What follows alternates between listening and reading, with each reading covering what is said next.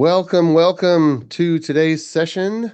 My name is Jeffrey Palermo, and I'm a chief architect here at ClearMeasure, and we are going to have a great session today. Um, I have on the screen a quick announcement. The 5 Pillars Leadership for Effective Custom Software is now out. If you've been a longtime attender of our webinars and tracking our content, you know this has been in the works. And so it's out on Amazon, Kindle, everywhere, and I'll come back to it.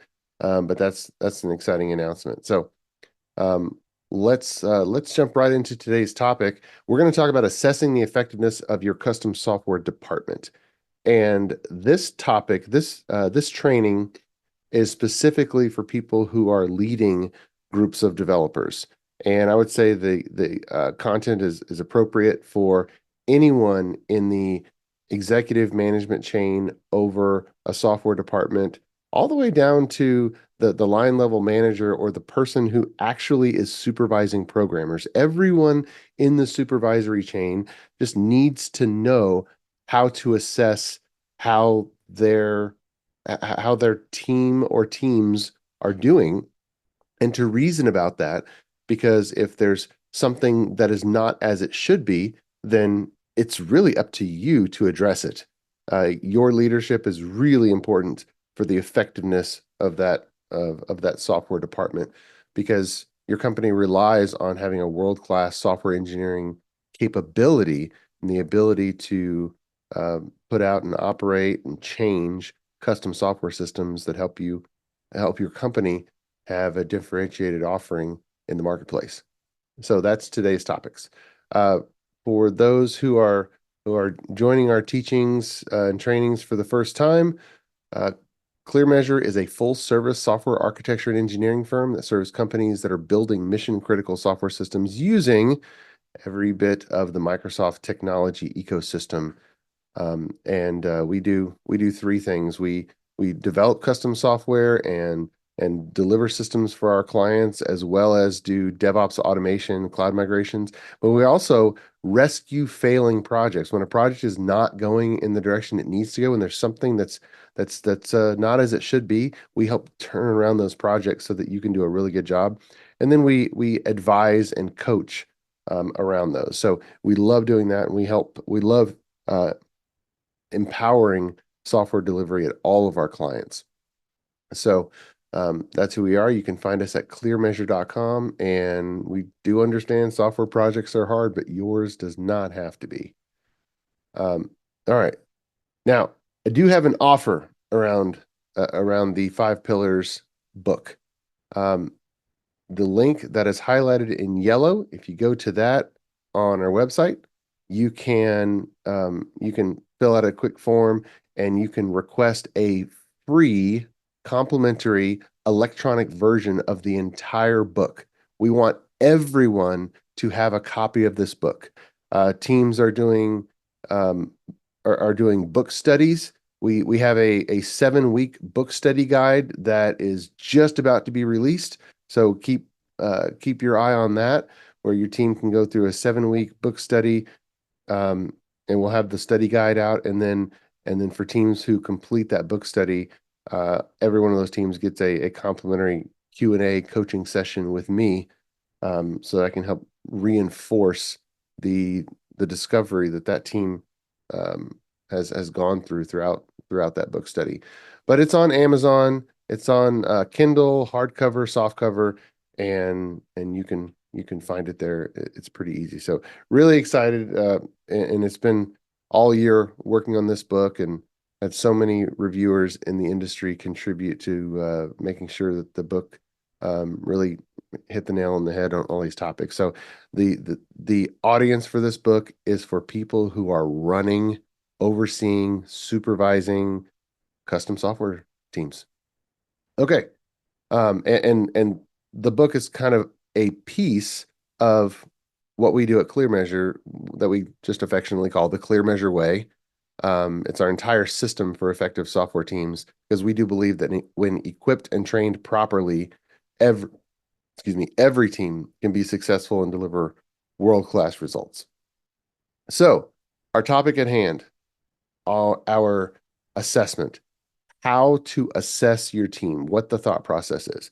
So we have two versions of our assessment, and I'm going to go through the more detailed version of it that has some of the more technical questions. But basically, on our website, I'm going to pull over um, this here. Okay, so here's here's the assessment, and you can go to clearmeasure.com and you can find this in the navigation. And we're going to go through and effectively, I'm going to explain every one of these and the thought process behind this. So I'm going to put in my information because the assessment is going to be emailed to you. So click on begin assessment. All right, and it starts. Simple questions, yes, on our way to yes or no. Is the purpose of the software team and system written down and fully understood by everyone involved? Now, if for some of you who've already consumed a lot of our recorded webinars and trainings and have read maybe a preview version of the book, you'll know why we're asking these questions, because the first of the five pillars is creating clarity. If we're not all going in the same direction, then the productivity of the team is not going to be brought to bear. And so it's a question for introspection. Does everyone in my software department, on my team, on all of my teams, do we know the business strategy of the objectives, the purpose of the team, why we're doing this? Have we written it down somewhere, or is it just verbally passed along and like a game of telephone, it gets changed and muffled? Are we absolutely clear that we know what we're trying to accomplish? Not the technical bits, not how we're trying to accomplish it, but what we're trying to accomplish. And so if everybody knows what they're doing, great. Yes. And or no, if you flat out know it's no. But on our way to yes, if you kind of already figured this out and you are taking steps to make it a yes, then that's on our way to yes. All right, let's keep going. Does your team publish a regular team scorecard with measures around quality, stability, and speed? Now, why do we talk about scorecard? In any game, if you don't have a scorecard and you don't know how to read the scorecard, then there's no way to win the game. Okay. And so every a week tends to be a good cadence, but pick your rhythm. If you really want to do it every 2 weeks, that's fine. But on a regular cadence, the software team needs to be publishing a scorecard. In baseball, every inning, there is another few numbers on the scoreboard. In football, every first down, every possession, every quarter, you have new numbers being published to the scorecard, and the clock ticks down, and there's all kinds of stats, and so every game, and software, is very much a game, very much a sport. Uh, you need to know where you stand. You need to know if you're winning, and so on our website also for those of you who don't know, we have a getting started software team scorecard where you can we suggest metrics around clarity and establishing quality, achieving stability, increasing speed, and optimizing the team. Uh, Basic things like bug count and production issues and your mean time to recovery and number of development items completed each day, each week, for just to start calculating your throughput. You need to be reporting a scorecard. If you don't have any kind of scorecard, then that would be a no. Do you report the scorecard to upper management? Status reports are good, but if they're only English paragraphs and sentences, they're not good. They need to have numbers. Okay. So do you have do you have a report that includes numbers, scorecard, to upper management? Maybe you have some, but you're not satisfied with it on the way to yes. Okay, I'm going to start going a little bit faster here. Are you on the path of intentional professional development? And this is just recognizing, hey, do we intentionally sharpen the axe, or have I been swinging the axe, chopping down these trees, and I haven't I haven't stopped to sharpen the axe in a long time. So it's good to introspect and ask, have your people sharpen the axe? Have they done any kind of training whatsoever? Have they gained new skills? Um, and this is for for you as an individual, but also for your team. Are you happy with the quality of your software? Now, um, it's subjective, but happy. Well, if you have a constant backlog of bugs that is parallel to your backlog of features, and your team just struggles to find time to work on the features because they're constantly having to fix bugs, and every time you change something, something else in a seemingly unrelated part of the system then breaks, well, then no, we wouldn't be happy with the quality of the software. But that's a good question to ask quite often. Is your system software architecture documented in written form? Now, I am not going to harp on massive documentation. That's not about this. But what it is an introspection of, does everyone understand the shape of the software system? If you literally have no architecture diagram, then each person on your software team is trying to have this picture of the shape of your software system in our heads.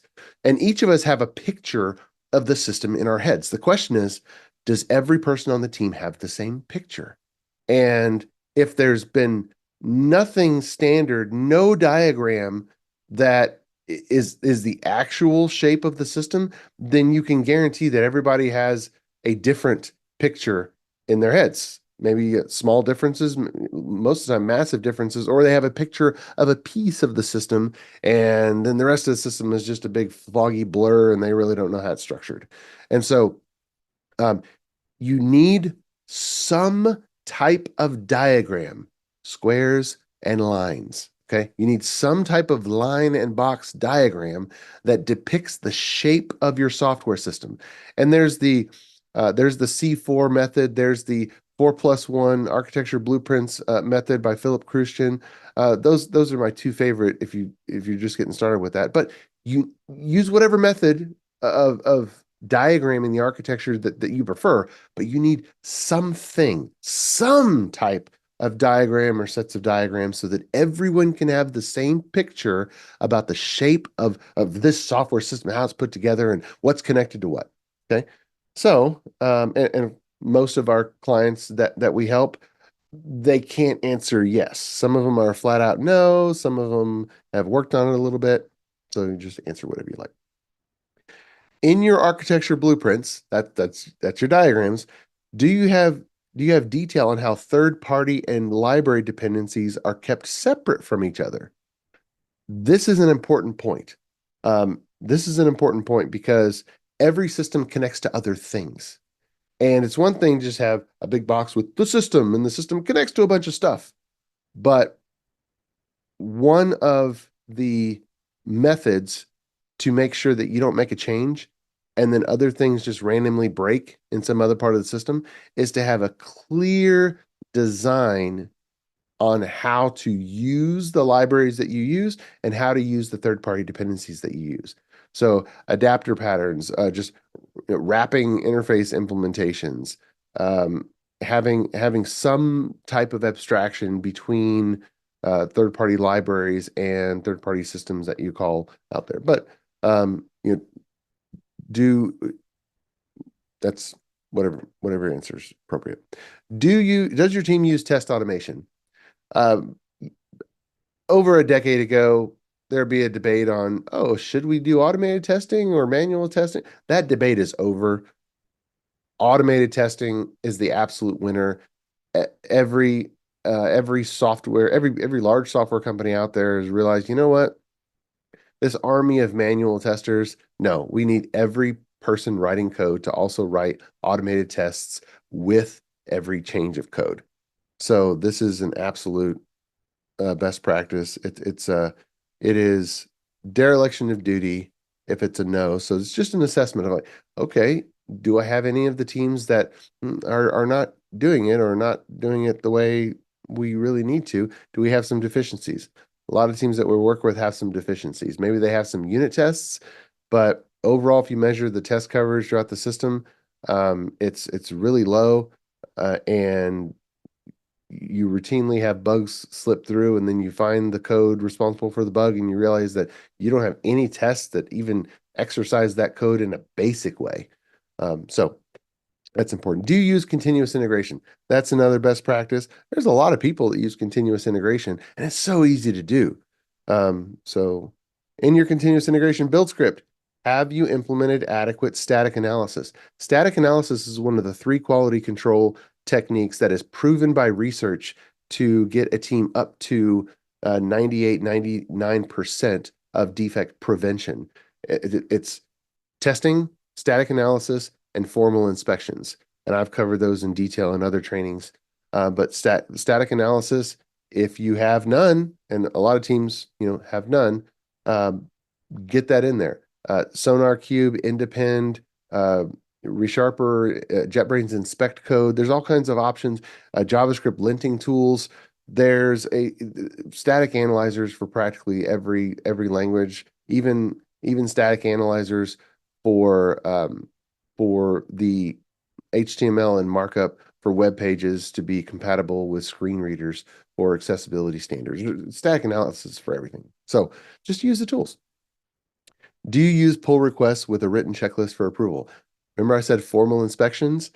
That right there is a perfect implementation of a formal inspection when it comes to code. Just what makes it formal is that it's done the same way every time. So if you have a checklist by which a pull request is accepted, you've introduced formality, and that has power.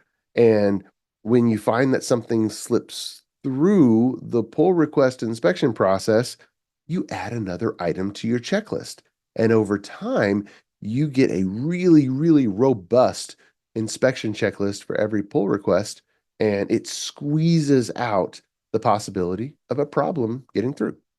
So it's not about someone looking at a pull request and just subjectively saying, "Oh yeah, I like that code. Ooh, that code is elegant." Or how? No, no, no. It's objective. It's do all these does all this code have covering tests, or do we backfill the covering tests?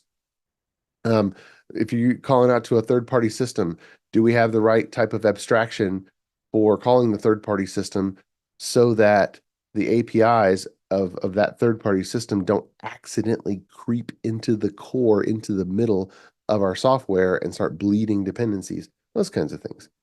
All right. Are you counting and tracking the number of defects that make it to production? A lot of teams are actually tracking that in some way, but it's the start of establishing quality and populating your scorecard and knowing when you have a line graph, when you have ebbs and flows, and wait a minute, we're suddenly getting a lot more defects than we were, last month or a couple months.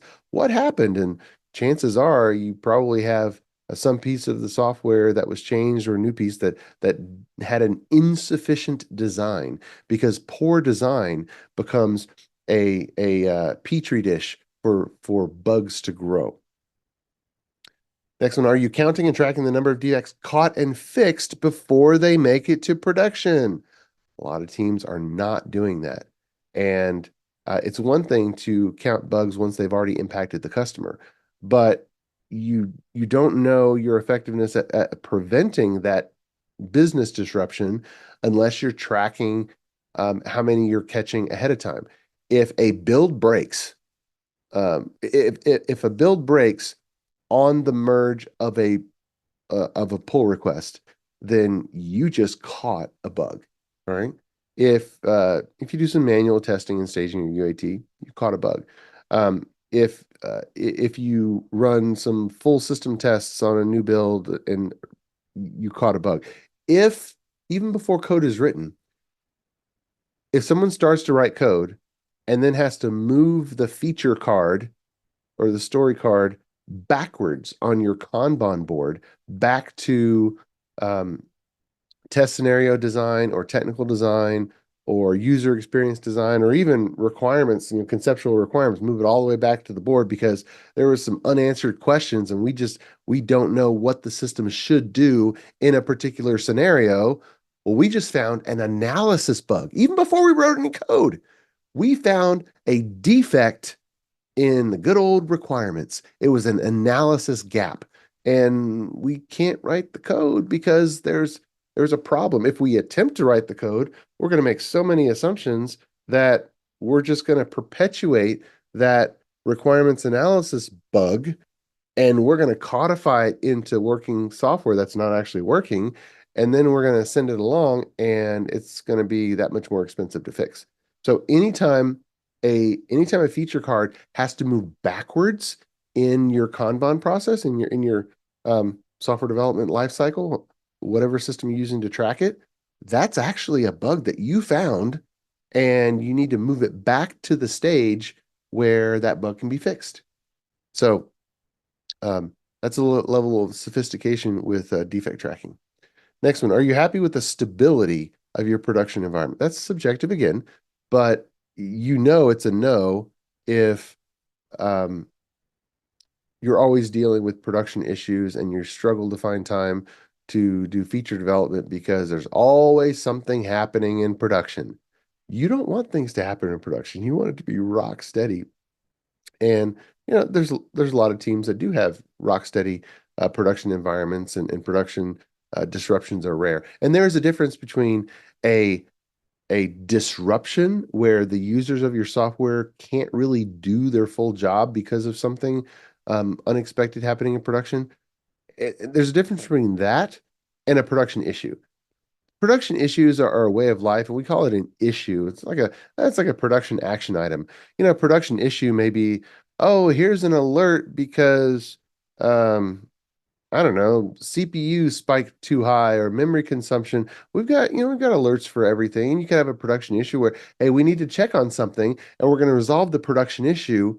And we do that so that it doesn't become a production disruption.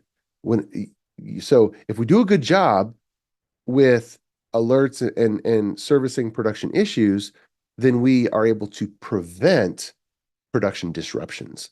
That's the bad thing. We don't want any production disruptions. And so if we have a disruption, that's not stability. Okay. Stability and all the other, reliability, fault tolerance, all these non-functional requirements, it's really under the banner of stability, which means the software system is continuing to behave as it should behave all the time. Okay. Next one. Is your DevOps automation such that you can deploy to any environment when requested? And there's a lot of teams that have the start of this, but it's actually quite complex, even with fantastic tools like Octopus Deploy, which is the king of deployments, and then Azure Pipelines, which does a good number of deployments quite well. And GitHub Actions is kind of up and coming. I think at some point they're going to add really good support for deployments.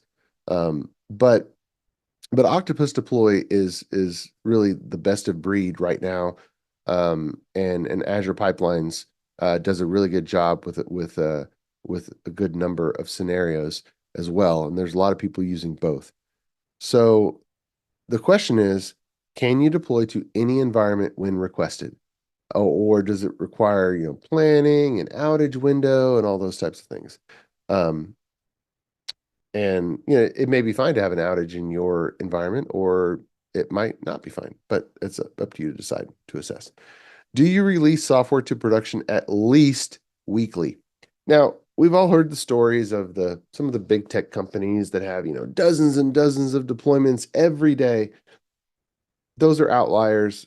Those companies need it, but that's not normal. Okay. If you look at, let's say, we've heard of Facebook having tons of deployments every day. If you look at Facebook, Facebook is not just one software system. Yes, it's one top level domain name, but it is so many software systems that are stitched together with URLs and various things, that it is so many. So when you say, oh, it has so many deployments per day, if you really think about one application, the numbers go way down. But that doesn't matter what other people are doing. It doesn't matter what other people are doing. what is the frequency that your business needs a software delivery cadence? There's a whole lot of businesses where the frequency of pushing new changes to production 1 week is a very comfortable timeline. For others, even a month would be a comfortable timeline. And then if you're in a system where you really need to push out changes, every day, you know who you are. But it's not about some technical bar. It's what pace does your business operate at? What pace of change is normal for your business? Whatever pace that is, software team needs to be able to go at that cadence. And the technical implementation of your DevOps environments need to support whatever frequency, whatever cadence that is. And so if you don't even have the capability to deploy to production at least weekly, like if you were asked, then that would be a no. Do you label and archive release candidates with version numbers? This is so important when any software being pushed out. This is an absolute best practice. If you're deploying some deployable piece of software, you need to have a name. It needs to have a clear name, and it needs to have a clear version number. If anything that you're deploying to production doesn't have a clear name or a clear version number, then you got some improvement. So if you have anyone missing, then you can identify it there. And if you don't know the answer to this question, by the way, ask your team and say, hey, show me this, show me that. When necessary, are most people on your team able to maintain and support production and pre-production environments?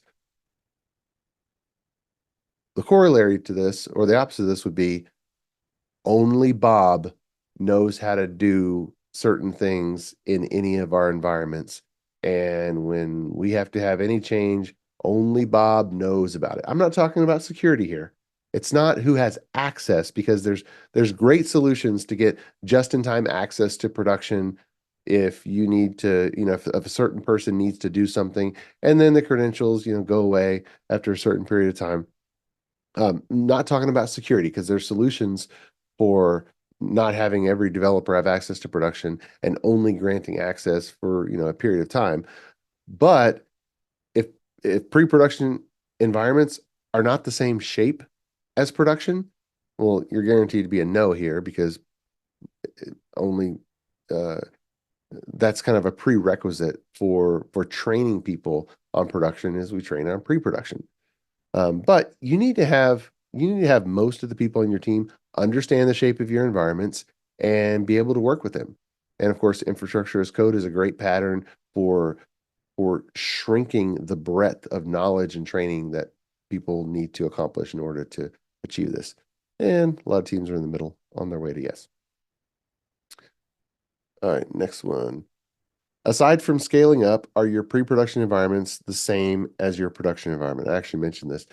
We don't need pre-production environments to be the same scale as production. We don't need to have them have the same number of processor cores or the same amount of memory or storage. We don't need to pay the same for that, but they need to be the same shape. If production has some web services that are in a web farm configuration, or multiple nodes, then we need pre-production to have multiple nodes instead of being single, because there's no way that memory isolation or state management bugs are going to show up in pre-production if you don't do that. They're only going to show up in production, where now you don't have memory bound, or you don't have process bound memory. So you need to have pre-production environments be the same shape, but there's a lot of people that do. Do you have uptime monitoring connected to custom developed health check endpoints in every component of your software? This is important, and it's a good question to ask. And again, with any of these questions, if you don't know the answer to it, go and ask your team. Um, with modern cars, we can connect an ODB2 connector. I think I said that right. Under the dash connector, a little computer device, and basically the computer that's inside the car does the rounds and kind of asks every component of the car, are you operational? Are you happy or not? And if it's not, then there's all kinds of error codes that funnel back for the components that answer no. And even to the point where there's sensors on, exhausts these days that something is wrong with a sensor on the exhaust. And so in software, you can use the same pattern, and you should be using the same pattern so that every component, every part of the software system can answer that question. Are you online and healthy? And if the answer is not yes, then there needs to be some information, flowing back. And Microsoft, a number of years ago, has created a library literally called Health Checks. So if you're not familiar with it, just search in NuGet and pull down the Health Checks library, and there's an interface called iHealthCheck. And through the dependency or the services collection for dependency injection, you can, or in your program.cs, when the application starts up, you can wire up the health checks, and basically any class anywhere that implements the iHealthCheck interface, when you call, when you run the health check runner, it's going to call every class that implements iHealthCheck. And you can have a few little lines of code that check something. So for the data access layer that connects to SQL Server, well, guess what? That code would probably just do a quick round trip to the database and check to see if I can get to the database. Because if I can't get to the database, maybe you just deployed the software, but it is not healthy, or maybe something changed. It is not healthy. If you do, if you send text messages with Twilio, well, a health check for that part of the system might need to, call one of their APIs and kind of ping out to Twilio, logging in with your, account credentials, make sure that, hey, we still have connectivity with Twilio. Okay. Um, Basically, you need a health check for every reason that your code would call out of process. All the process boundaries from one process to another, whether it's from your process to process B or your process to something third party, all those boundaries is where things are going to mess up in production. And so that's where you need to focus on health check classes with a little bit of lines of code that can just make sure that that call out of process is still healthy. And then we've showed in other trainings how to expose that health check answer as a web API so that you can use any of your IT monitoring tools to just ping that URL on a certain frequency, and basically you have a really good and rich, not just uptime monitor, but health check monitor, where it's not just is the web server up and running, but is the entire software system healthy and fully operational. This is another way to prevent business disruptions, because maybe there's one part, maybe the text messaging, Twilio, the connection with Twilio goes down, and it becomes a production issue because there's some part of the system that's unhealthy. But if you can resolve it quick enough, you have prevented a business disruption when somebody down the road goes, hey, wait a minute, we're not getting text messages, or, oh, somebody tried to re uh, change their password or reset their password, and we use text messages in that flow, and now someone's totally locked out and they're dead in the water. So next one is, do you control passwords and security keys in a more strict manner than non-secret configuration keys when deploying? It's a very detailed one, but this is about securing secrets in your deployment configuration. Deployment configurations, because they can be quite complex, oftentimes this is not given the attention that it needs. And if you're overseeing a development group, you need to ask your team, hey, show me how we're managing secrets. Pull it up on the screen. I want to see. All right. And we're just going to say we're doing good on that. Do you have some centralized location where you can view and search logs assembled from every component of your software system? Now, logging is always a good idea. Logging is a very, very old pattern, and most software systems have some type of logging. The the the question is, do we have observability information? Do we know what the software is doing? If we only have each running process just emitting some text logs, when something goes awry, when a production issue is happening, it's going to take a long time to find out the actual problem. If if I have to go and read with my eyeballs, read the various logs and then correlate another set of logs and another set of logs and another set of logs. And so it's important that all of your logs be going to a central location so that you can reason about the behavior of the system together. Furthermore, it's important that you don't have just text logs, but that you have structured logging. Structured logging is basically like object-oriented logging. You are actually recording data transfer objects of information, and you can use all the filter and sorting. Furthermore, well, I'm getting ahead of myself into the next question. The next question is, does your software publish custom metrics and events in addition to logs? It's one thing to have text logs, but every part of your system should be publishing custom metrics and events. It, it goes beyond just some text that says, hey, this is what's happening. It's basically like my point of English status reports to management versus including some numbers, thereby reporting a scorecard to management about how the team is doing. Same thing here. We need to publish metrics um, so that I can glance at it and say, hey, how many how many text messages do I send each day via Twilio? How busy is this part of the system integrating over with Twilio? That kind of thing.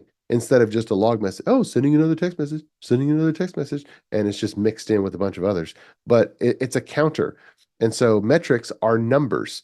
And those can be really, really useful because if the number of text messages is way up here every day, and then all of a sudden, man, we're somehow sending no text messages and I don't get any alerts, but we're sending no text messages. Ooh, something is not normal. Okay. Custom events are when some function of the software happens and it has a named event. This thing happened. If if you have a certain number of if you have a password reset and the number of password resets on a given day is some low number, and all of a sudden the password reset event it is going up. Or you can have more intelligent alerts. You can have queries on these events. Show me the count of password resets per day um, by distinct user. That way you can configure alerts if there is a particular user who's just like resetting password multiple times or failed login multiple times, because clearly a user is having a hard time getting into the system.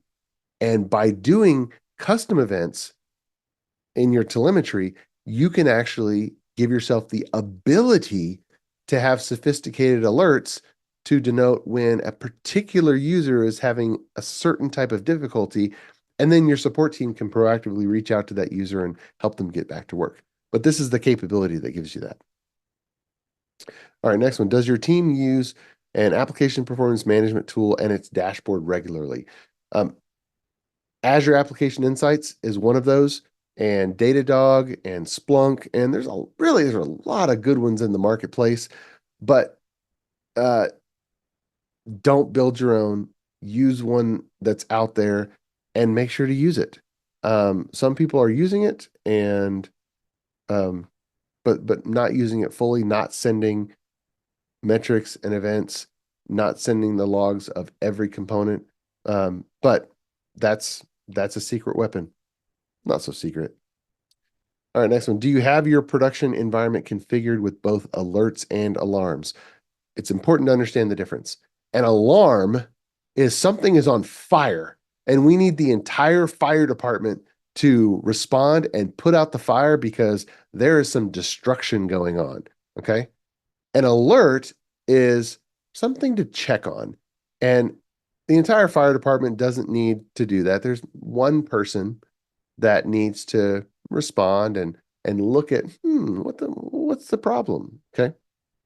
Um, so that's the difference between the two, but you need to configure both. You need to have the sophistication to have defined what is an alarm, and you need to have the communication channel for alarms that does rally the entire fire department, that actually gets the attention of everybody, that's in that area. And then the alert for the what's typically a rotational support. Someone is responsible for being notified of alerts. The old support pager concept that's no longer a pager. Um, all right. Next one is, do you use a help desk or trouble ticket system for tracking and resolving production issues? This is actually a facilitation of the scorecard for how many issues, how long it takes to resolve the issue, and information to be put into a knowledge base about that type of issue so that in the future we have searchable content so that when this issue happens again, whoever is handling it can resolve it quicker than the last time. And so you need some type of system to track and help with resolving that. If you have no system at all, just get one in place. And there's plenty of good ones out there. Do you track and count the number of production issues and their severity per week? This is a metric on your scorecard. You absolutely now. There's an organization called Dora that Google actually purchased, the research organization. But there is the big four. They're called Dora metrics, Dora, and the big four Dora metrics, and one of them is mean time to recovery. And you have to track the number of production issues, the severity, so that you know for Sev 1 issues, severity 1 issues, what is our mean time to recovery? For severity 2 issues, what is our mean time to recovery? And you don't have to invent the boundaries between Sev 1, 2, 3. They're pretty well established, and for people not familiar with them, you can go and train people up and just read up on the standard severities. Um, I think companies long ago, IBM and the like, kind of established that, and we're just using it because it's worked really well. All right. Are you tracking mean time to recovery? Well, I just talked about that. How long it takes to recover from a failure in production. If you're not using one of the tracking systems, then you're not tracking mean time to recovery. And you want to have the MTTR uh, in your scorecard reported to management. So next one is, are you happy with how fast, shifting gears from production stability to the team's throughput and the team's productivity? Are you happy with how fast your team is delivering? This is totally subjective, and if your team is just struggling with a backlog of bugs and having a hard time working on features, well, no, because the team is all the capacity of the team is spent on fixing bugs. Same thing, if the team is spending all of its time firefighting and working on production disruptions, then the team isn't even working on features, and so then it would be a no. But just subjectively, what do you think? It's good for you to do a little bit introspection. How fast do I want the team to go? Okay, with the amount of people that we have on the team and the budget that I have and what we're needing to accomplish, are we moving fast enough to support the business? Am I happy? Is it sufficient? Maybe it is sufficient, or maybe it's not sufficient. Or maybe it was sufficient for a while, but right now it's not sufficient. We need to get back to how we were working on it. So um, just do a little introspection there. Do you have a plan for incrementally improving your architecture over time? Now, the reason that this is in the section for we're talking about productivity is because if if we're trying to develop features and we don't have enough structure in the software system, then we're just going to be tripping over ourselves and we're not going to be able to go faster. So over time, as we add more features, we need to strengthen the architecture. It's the same thing. It's the same thing with a building. If if if we had a second floor of the building that was only ever going to be just attic space for ventilation and HVAC and just, servicing, then, the structural pillars need to support a certain amount of weight. But if we decide that, you know what, we need some more square footage, and so we're gonna build some offices in this second floor and some of the, empty areas, and we're actually gonna build out some offices in the second floor of this building. Uh, we kind of know that we need to improve the structural support of the building because we're adding more weight into the second floor. And if we don't, then some bad things could happen because there's not enough structural support. Um, Same thing with electrical. There's not enough, electrical backbone circuits in the second floor for all the outlets, and so we need to improve the uh, structural electricity to support all that. Same thing with the software system. You cannot add an infinite number of software features to an application without strengthening its architecture. It's the same principles as a building. Okay. You just can't keep adding stuff without strengthening the structure. And the architecture of a software system is that structural support. So, refactoring is kind of the technique of modifying the architecture and strengthening the architecture. But if you're going to continually add features, then you are going to, at different periods, think about the nature of those features that you're adding and identify the architectural elements that need to be added or changed so that those software features have proper support so that they can work properly. All right. Next one is, do you track items, whether they're features, changes, user stories, on a team board with clear status names? Do you have a Kanban board? Um, does it represent all of your stages of the software development lifecycle that you use? And um, basically, do you have a board? And do they have clear status names? Um, Are you tracking it? And a lot of people are. Do you consistently break down features into workable issues no more than one man day in effort? Um, there is a historical way to run work through a board that has just never worked for anybody. And that is to identify a business objective and analyze the requirements for it, and then start adding wireframes and user experience design, then add some technical notes, and then start coding. And well, then estimate the effort and then start coding. And the estimates would be wildly different. The estimates would be, oh, this will take me 2 hours, or this estimate, oh, I think this is going to take us like an entire sprint. This is going to take us 2 weeks, or man, this is so big. I don't even know how to estimate it. We need to figure out, oh, this one, we need to figure out how to break it up. But what's ended up happening is that when you ask a developer to estimate level of effort for something, the only estimates that end up being right are the ones that basically represent one man day of effort or less. Any of the estimates where it's multiple days, you basically come to find out that you're 2, 3 days into it, and then you ask, it's not done. You ask for an estimate for how much remaining, and then the answer comes back that, uh, oh, I've got 3 more days, and instantly it doubled. And so when you get an estimate that's more than one man day of effort, you basically know that the estimate is, I really don't know, or this is kind of too big to be one thing.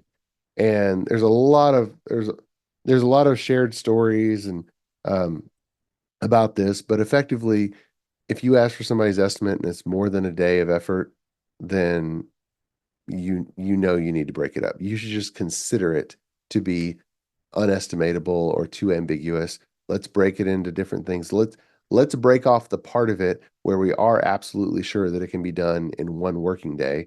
And then let's continue analyzing the rest of it so we identify another piece that we're darn sure can be done in one workday and until we've actually uncovered the ambiguity and the rest of it that caused us to estimate more than a day in the first place. So the whole methods, the Fibonacci sequencing of estimating, um, basically what we've learned over the decades is that uh, if I don't have line of sight into finishing some unit of work within one man day of effort, then that means that there is some analysis fuzziness and we don't quite understand it. And if I go forward, if I allow an estimate more than one day and we just go forward on it, I know I'm going to get surprised. I know we're going to, if they say it's going to take 5 days, I know we're going to get to day number five. And then I ask, oh, is it done? No, I think we need 4 more days. It's just predictable. You know it's going to happen. So the better way to manage it is break things down more. Consistently break down features into workable issues no more. All right. When designing features or changes, do you draw the intended design before coding begins? Do you have a habit of communicating designs with pictures instead of words? It's a great practice. It's a great practice. Do you count and record the number of development items completed each week? Same concept as bugs on your scorecard. You need to track this stuff. You need to track this stuff. Do you track and record the amount of time a development item takes in each status? This helps you identify bottlenecks. Where is all of our time going? What stage in our Kanban board actually needs more staffing because it's taking too long, or maybe and the four design stages ahead of actual writing code often get shortchanged and have like one or two people working all four statuses: requirements analysis, user experience design, technical design, and test scenario development.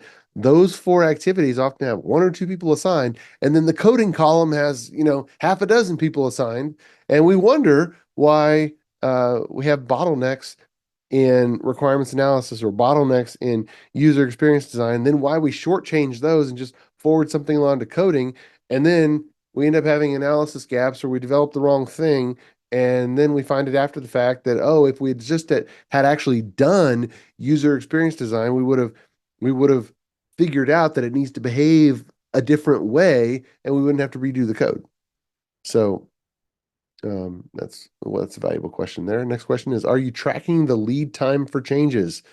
Uh, Meaning the time from making a commit, making a pull request submission, and it actually getting into production. What's our cycle time? And this is a good for managers. Test your team. Ask for a very, very simple change and see how fast it can actually go from your request to production. And that is your uh, baseline cycle time. All right, last set of questions. In your opinion, is your team sufficiently equipped? Do they have the best computers, or are they just missing some things? And you know what? You you assess that. Is your team staffed with all A players? By the way, when talking about scorecards, there will be some of your players that will resist actually using and reporting a scorecard, and then other players that will love the concept of a scorecard. What we found is that A players love getting a report card because they love earning the A and they love seeing the A on the report card. What we found is that some people who resist even the notion of tracking any numbers, any kind of score, just resist the concept in its entirety, is because they know that they're not going to get an A and they would rather just kind of not report anything rather than realize that no, our grade is much lower than an A right now, and we actually have work to do to get it up to an A. So, um, The last one, are current non-A players on a professional development path to become A players? And again, if you're overseeing a software team, or really any team, you need to think about this. Hey, everybody can learn. So if they're not an A player right now, do I have a plan to make them into an A player? Because that's my job as a leader. If they're not, I have to make them into an A player or assess that, I don't know how to make a path for them to become an A player. So I need to figure out how to steer them into a different organization where they can be an A player. And I need to equip this spot on my team with an A player. So as a leader, I'm always assessing that, and every single person can learn. And so before you just jump to, oh, they're the wrong person on my team, we got to ask ourselves, have I attempted to create a professional development path so that I can turn this person into the A player who's winning the game? All right. And you submit the answers, and then what it's going to do, it's going to give you a nice chart. Now, I had a lot of no's and a lot of on our way to yes, and it's going to give you this graph around around the different areas. And this can be helpful because it may show you an area where, ooh, we need to really work on our quality. That's really where we need to focus. And we're doing pretty good on some of the other things, but we need to work on our quality. So um, this is our assessment, quick overview. And I invite you to go to clearmeasure.com, just look in the navigation, and you can find this assessment. Do it for your team. And of course, um, go to go to Amazon, get the print book, and I would love for everybody here on this training to do a book study with your team on the 5 pillars, leadership for effective custom software, and really introspect how you're doing as a software team. Look at your effectiveness, and for whatever area you're not totally happy with how effective you are, make a plan for addressing that. So, thank you very much for attending today's training. It's really exciting. I love doing these. And again, if you want to take advantage of the free electronic book uh, um, offer, then go to you can just send me an email at any time. And thank you so much for being here. Um, it was a fantastic time. I took us right up to the wire, but I'm going to get you out on time. So thanks so much, and God bless.